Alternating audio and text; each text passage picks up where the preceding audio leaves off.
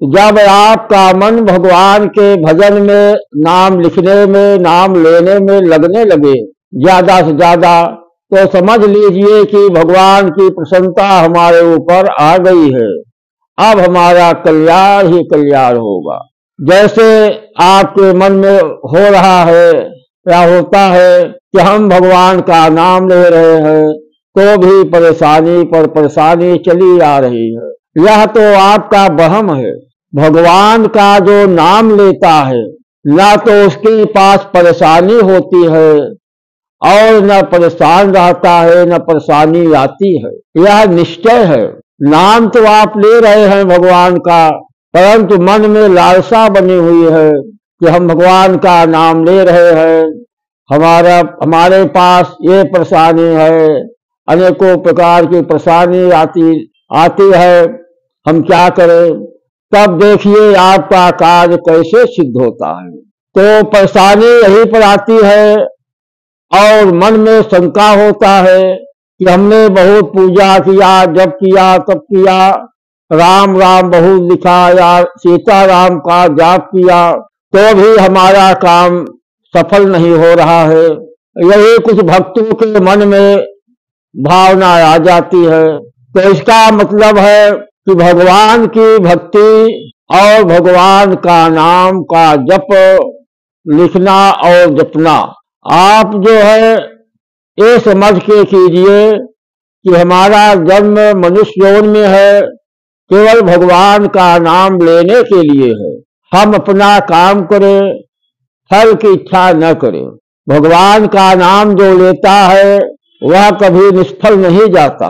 भगवान के नाम लेने का फल उसे अवश्य ही प्राप्त होता है।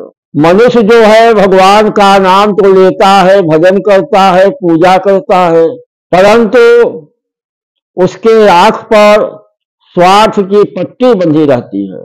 उसका मन जो है भगवान के केवल नाम ले रहा है और मन उसका लगा है अपने स्वार्थ पर कि हम भगवान का नाम ले रहे हैं, इतना नाम ले लिए, हमारा कार्य होगा या नहीं होगा, हमारा कोई कार्य नहीं हो रहा है। उसका मन जो है स्वार्थ पर लगा हुआ है। उसके आंख पर स्वार्थ की पट्टी बंधी हुई है। जबान से तो नाम लेता है, मगर जो है मन अपना उस कार्य में लगाए रहता है जिस स्वार्थ के लिए भगवान का भजन करता है। तो भगवान का भजन, जब तब पूजा निस्वार्थ करना चाहिए। आप निस्वार्थ हो करके जब भगवान का भजन करेंगे, आपके मन में कोई प्रकार की लालसा नहीं रहेगी, तब आपका मन जो है भगवान के चरणों में, उनके नाम लेने में या लिखने में बहुत अच्छा लगेगा और उनका नाम भी आपको अच्छा लगेगा, उसका फल भी अच्छा होगा। तो इसलिए मन के स्वार्थ को बाहर निकालकर आप निस्वार्थ भाव से सीताराम नाम का जप करिए या लिखिए, तब देखिए आपका कार्य कैसे सिद्ध होता है। तो अपने आप सारा कार्य होता चला जाएगा।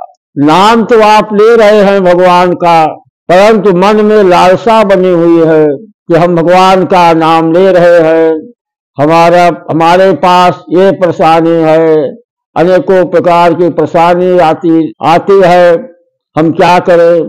आपका मन जो है इसमें लगा हुआ है, केवल नाम जबान से आप ले रहे हैं, मन जो है उसमें नहीं लगा है, मन अपने कार्य के ऊपर लगा है।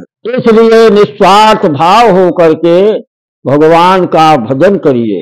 निश्चल मन जन सो मोहि पावा, मोहि कपट छल छिद्र न भावा।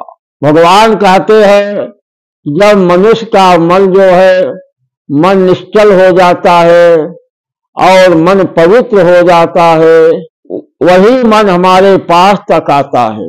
अब जब तक उसके मन में स्वार्थ लगा रहता है, तब तक न तो वह हमारे पास आता है और जो हमारा नाम लेता है न वही आता है, क्योंकि जबान से केवल लेता है। अब भगवान जो है मन से हैं। आप शरीर से कुछ भी करिए परंतु मन भगवान को समर्पित करिए और श्रद्धा भाव भक्ति के साथ निस्वार्थ मन से भगवान का नाम लीजिए। जैसे आपके मन में हो रहा है या होता है कि हम भगवान का नाम ले रहे हैं तो भी परेशानी पर परेशानी चली आ रही है, यह तो आपका वहम है।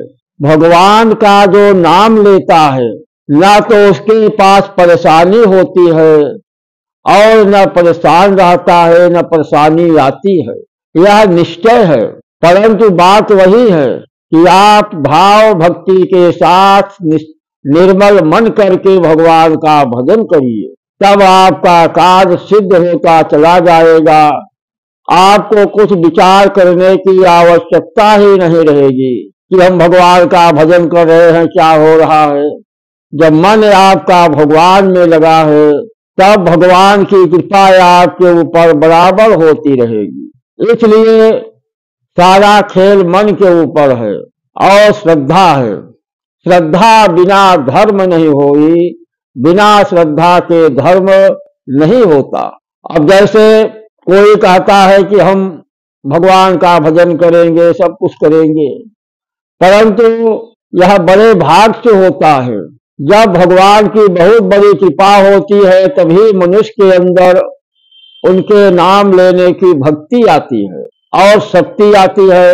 आपका मन भगवान के कीर्तन में, उनके मनन में या गुणगान में, भजन में लग जाए तो समझ लीजिए कि भगवान की बहुत बड़ी कृपा है। अब भगवान की कृपा हमारे पास है या नहीं है, भगवान हमारे ऊपर खुशी है या नाराज है, या कैसे मालूम किया जाता है कि भगवान कहते हैं कि हम जिसके ऊपर प्रसन्न होते हैं उसको अपनी भक्ति दे देते हैं और जिसके ऊपर नाराज हो जाते हैं उससे अपनी भक्ति छीन लेते हैं। यही भगवान की प्रसन्नता का और नाराजगी का कारण होता है। जब आपका मन भगवान के भजन में, नाम लिखने में, नाम लेने में लगने लगे ज्यादा से ज्यादा, तो समझ लीजिए कि भगवान की प्रसन्नता हमारे ऊपर आ गई है। अब हमारा कल्याण ही कल्याण होगा। और जब आपका मन भजन में, भक्ति से दूर भागने लगे, आपके मन में तर्क वितर्क पैदा होने लगे कि हम भगवान का पूजा कर रहे हैं, परेशान है, क्या होगा क्या नहीं होगा, तो समझ लीजिए कि भगवान जो है नाराज चल रहे। तो इसलिए करत करत अभ्यास के जड़मति होत सुजान, आप धीरे धीरे भगवान का नाम लेते रहेंगे तो एक समय ऐसा आएगा कि भगवान की कृपा आपके ऊपर होना शुरू हो जाएगी। तब आपका मन धीरे धीरे भगवान में लगने लगेगा। तो भगवान की भक्ति, कथा, कीर्तन आपको बहुत ही सुंदर लगेगा। कोई भी व्यक्ति कीर्तन कर रहा है या भजन कर रहा है तो वह आपको बहुत प्यारा लगेगा। जो भगवान का भक्त होता है तो भगवान के भक्त उसको बहुत अच्छे लगते हैं, बहुत प्यारे लगते हैं। तो समझ लीजिए कि हमारे ऊपर भगवान कृपा कर रहे हैं। और जब उसका मन भगवान से, भजन से, कीर्तन से, दान धर्म से दूर भागने लगे तो समझ लीजिए कि भगवान की कृपा हट रही है। इसलिए श्रद्धा बिना धर्म नहीं होई, श्रद्धा भक्ति के साथ निस्वार्थ मन से आप जो है सीताराम नाम का जप करिए, या समझकर कि हम भगवान का भजन कर रहे हैं, हमारा कोई अनिष्ट नहीं होगा, हमारा अमंगल नहीं होगा, जब होगा मंगल ही मंगल होगा। ऐसा समझ करके आप भगवान के भजन को करेंगे तो आपका मन भगवान में अवश्य लगेगा और उनकी कृपा के पात्र आप हो जाएंगे। इसलिए जितना भी ज्यादा हो जाए भगवान का भजन कीजिए और उनका कीर्तन सुबह शाम किसी भी समय 1 घंटे भगवान का कीर्तन भी कीजिए।